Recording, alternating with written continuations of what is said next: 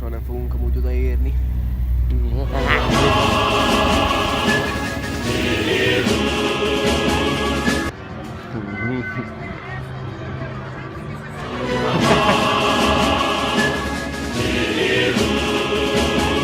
Hallod?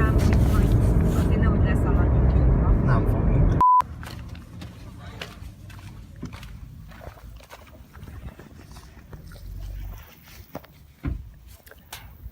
Na szóval, itt vagyunk Brentrikó...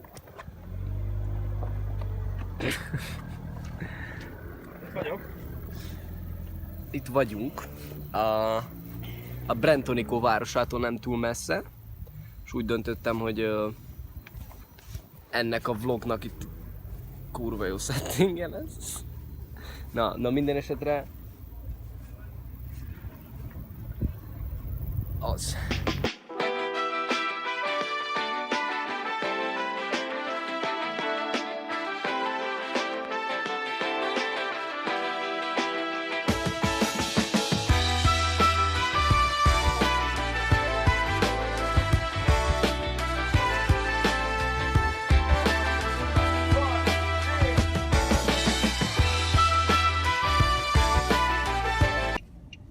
Yeah, sushi, Japanese restaurant. Yeah. Nál érteni.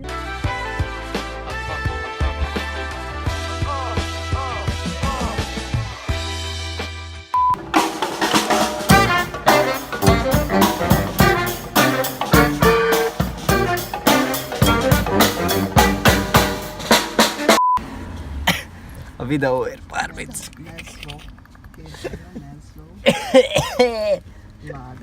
Nem. Szóval sziasztok! Itt vagyunk Jesolóban, és most egy interjút fogok készíteni.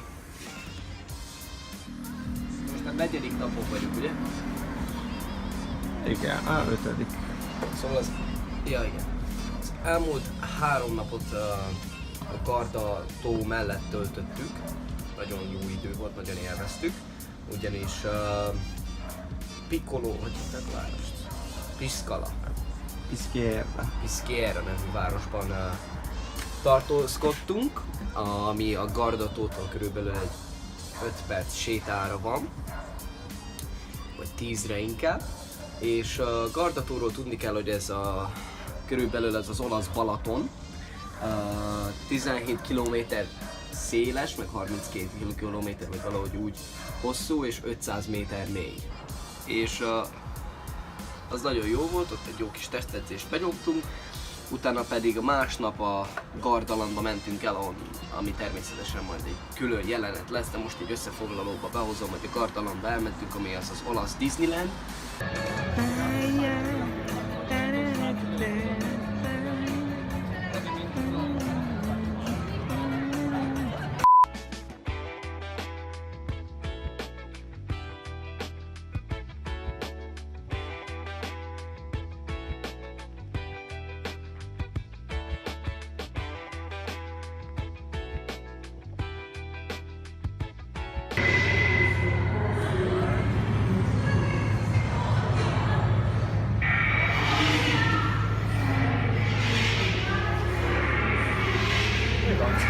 Itt a gyereknek.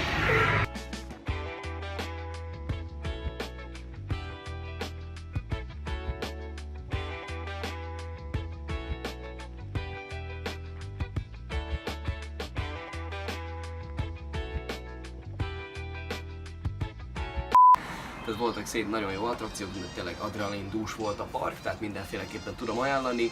Ha előre veszitek a jegyet, akkor 35 euróval egy egész napra be tudtok menni, ami egy teljesen normális ára ahhoz képest, hogy mit nyújt a park, tehát van szórakoztatás, élőzene, attrakciók, szép lányok meg. Szerencsére Olaszországban a lányok nem foglalkoznak azzal, hogy túl sok ruhát vegyenek fel a 39 fokba, úgyhogy ezt én támogatom. És a Gardaland az tényleg egy nagyon szórakoztató hely, mindenféleképpen tudom ajánlani. Utána, a Gardaland után pedig elmentünk másnap a Gardatóhoz magához, mert hát ott laktunk tőle 5 percre, de egy másik városba mentünk el, mert Sirmionéba, mert a strandon mi voltunk, abban a városban, az nagyon teli volt. És tehát úgy kell elképzelni a Garda-tavat, mint egy hatalmas... Igen, de azt majd ezt is bevágjuk oda, hogy látszódjék, hogy tényleg. És tehát az a lényeg, hogy a két zacsinak a közepén, tudjátok, így van a zacskókra, itt felmegy egy ilyen kis... Tehát nem tudom, hogy ez mesterségesen épített területe, vagy sem, minden esetre felmegy egy ilyen kis vonal, amit csak hotelek meg éttermek vannak, és akkor oda elmentünk fürödni. Sirmionémnak van egy nagyon-nagyon szép vára. A várnak az oldalába lepakoltunk elsőként és trendet teremtettünk. Az a lényeg, hogy ez a Sirmione, ez egy jó hely, nagyon-nagyon szép, meg a városnak is tényleg egy nagyon autentikus érzést ad át, tényleg mint a középkorba visszamennél úszni, és tényleg nagyon csak ajánlani tudom. Majd pedig másnap azután felkeltünk hajnalán 8 órakor, és reggeliztünk, majd pedig elindultunk tehát Olaszországnak ez az üdülő részét, lejöttünk a tengerpartra, a Velencének a tövébe, nem messze el, Velence az körülbelül nem tudom, egy ilyen fél óra valahogy. 10 kilométer. Ja, hát akkor annyi is, hát fél óra, hogyha úgy számolsz indulással, meg forgalom és társai, de lehet menni busszal, autóval, meg van ilyen vízi busz.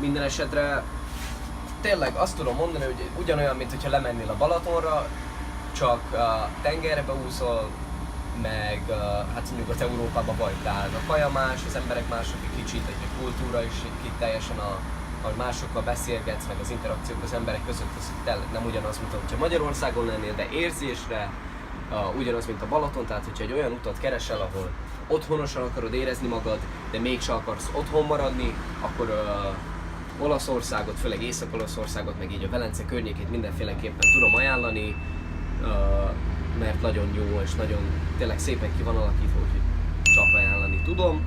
Úgyhogy most... A záró gondolatként meg kell jegyezni, hogy a wifi.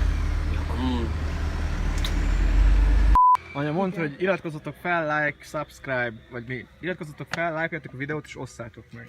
Iratkozzatok fel, lájkoljátok a videót és osszátok meg. De már is meg kellett volna már. El vagytok késve.